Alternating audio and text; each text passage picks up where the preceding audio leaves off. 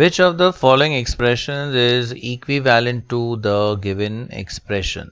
So here we have the expression half into 2a plus 3b plus 4c minus 3 by 2 times of b plus 2c.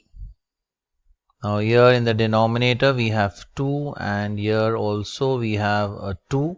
So we could write the common denominator as 2. Now we multiply this bracket by 1. So 1 into 2a, that's 2a, 1 into 3b, that's 3b, 1 into 4c, that's 4c. And we multiply this bracket by negative 3. So negative 3 into b, that's minus 3b. Negative 3 into 2c is minus 6 times of c.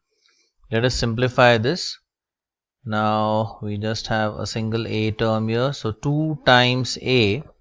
Now 3b cancels with minus 3b. 4c minus 6c is minus 2c divided by 2. Now we could take 2 as the common factor in the numerator.